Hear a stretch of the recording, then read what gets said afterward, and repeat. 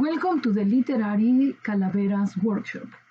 In this workshop, you will learn how to write a calavera for your favorite politician or for your friends and family members. We will follow 3 easy steps and you will have the chance to stop the video when you need to follow each of them. We will also read one example. I will read an example of one calavera that I wrote for a friend of mine. So let's put our hands on and write our calaveras.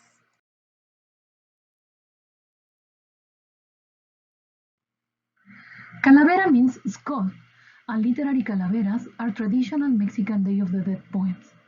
They intend to humorously criticize the living while reminding them of their mortality. We don't always remember, but we are all going to die. Literary calaveras can also be described as humorous epitaphs, dedicated to the memory of a living personage, and they can also be dedicated to your family and your friends.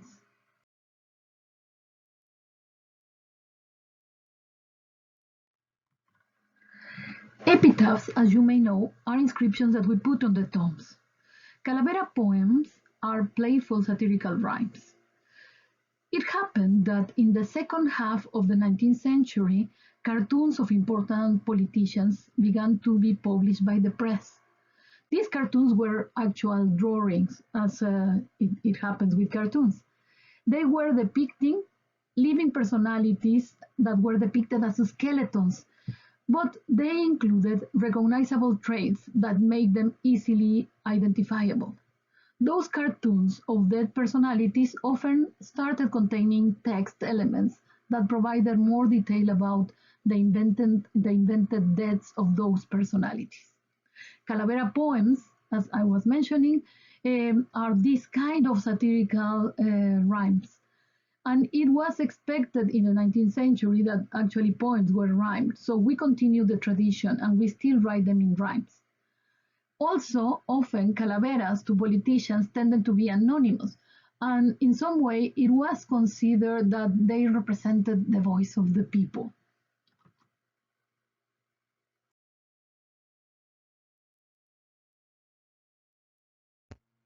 And that was the time when Posadas created the famous Katrina.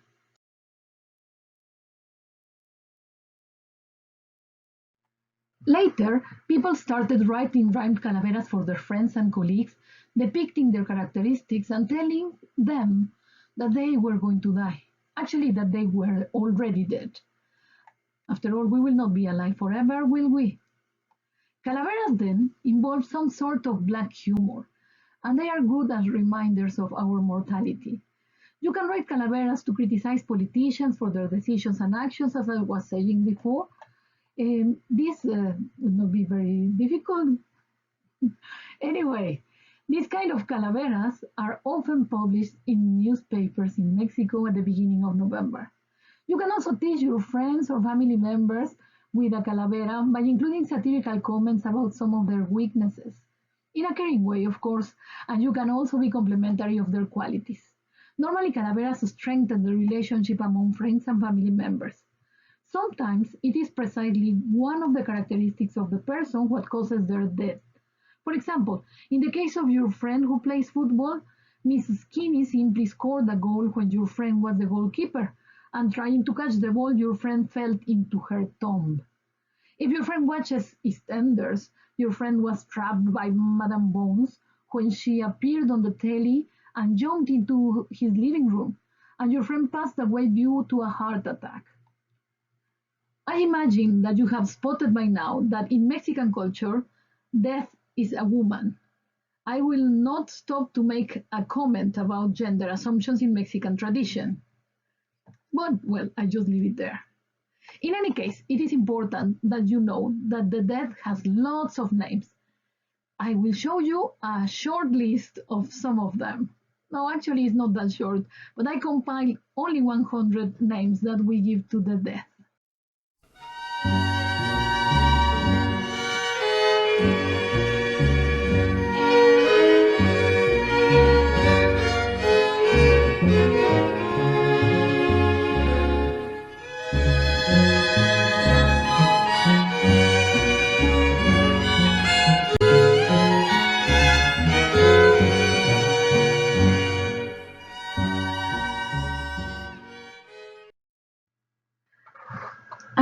included 100 because I didn't want to exaggerate. In any case, it is important that knowing that the death has lots of names gives you plenty of opportunities to rhyme. Before you write your own calavera, I will read one example that I wrote for a friend. My calavera is called Emma. Normally, when you read calaveras, you have to read them with Spanish accent. That will be very challenging for me, but I will do my best. So this calavera is called Emma. Emma, who is my good friend, hears the story until the end, always thought she was strong, but this year proved she was wrong. 2020 is a great year. That's what we had thought, my dear. This is a year with surprise, and Emma would pay the price. She went to one of her parties with her friends, supposedly smarties. This was in a pub in London, where drink and food was abundant. They went there without their masks. Emma and friends got some wine flasks. When she was eating a prawn, she realized the flasks had gone. A Corona asked instead. You can imagine the threat. She would soon have their last breath. The bartender was Miss Death. Hey, Emita, you and your friends will have no time for amends. This is what the Catrinita told my beloved amiguita. The skinny one pulled her bottle. You could see Emma's knees wobble. To my friend's great disbelief, she was pulled and had to leave. Her friends felt a sudden grief, but this actually was brief. Madame Bonney was determined as much as she was hardworking, and one by one Emma's party shared a tomb in their poor parties. I also included Emma's calavera here so that you can have a look.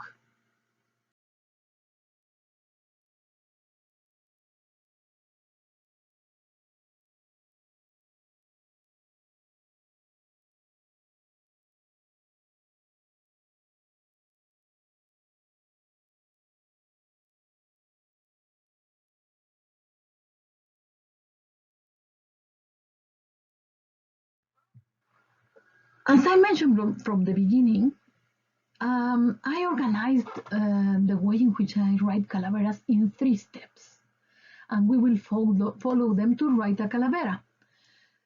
You can stop the video to follow each of them, and at the end you can use more time to polish the final product. Of course, write as many as you want, but then you will have the procedure already there. So, you write your calavera, you can write as well your calavera in Spanish, in English, in Spanglish, or virtually in any language, why not? Calaveras are rhymed, and you can use an online tool like Rhyming Zone or any other to get inspiration. Step 1. Choose about whom you will write and list a few traits that define that person. Let's look at my friend Carlos.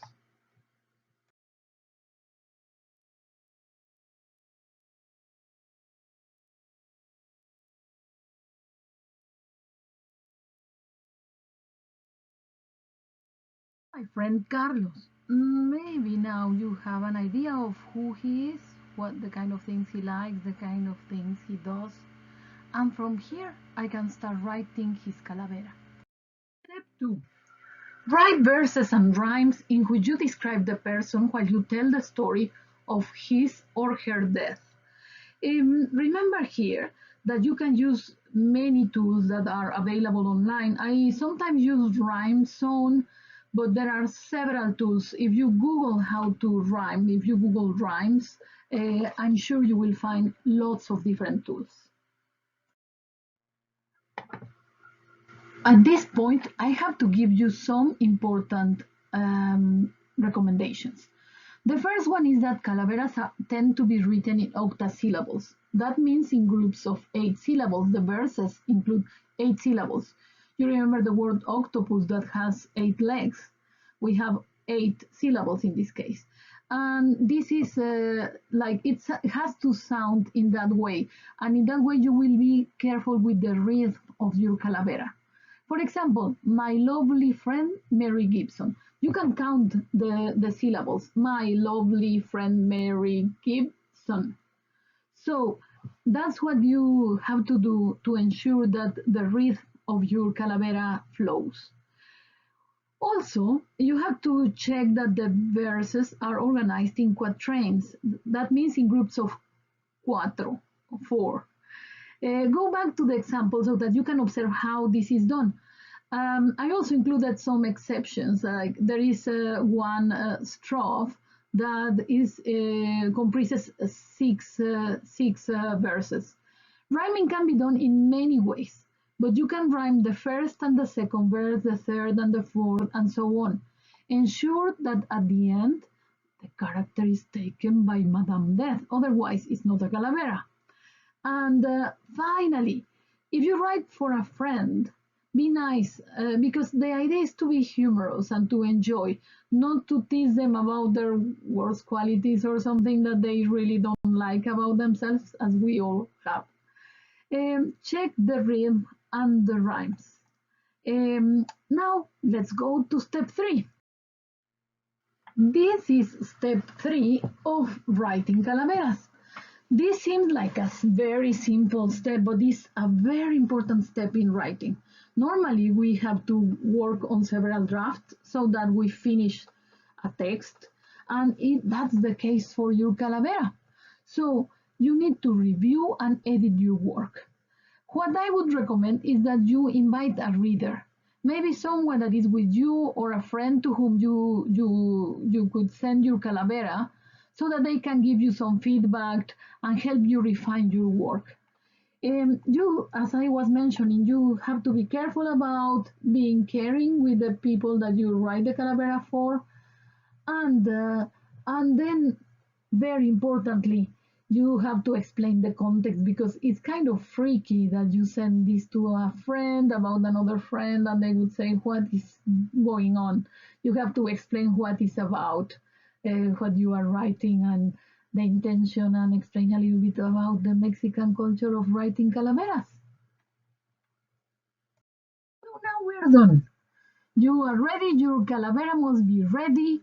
You are prepared to read it to your family member or your friend, or to share it with colleagues at work when you are teasing a politician, or maybe you would like to publish in your blog or send it, or to your friends in Facebook, or maybe you would like to tweet them the calavera in small fragments, or whatever you decide to do with it. But very importantly, explain the humorous context of this Mexican tradition. Remember, it can be shocking, so you don't want that a friend is really, really going to the other side just because of feeling fear of what you said. Okay, enjoy writing your calavera. Well done.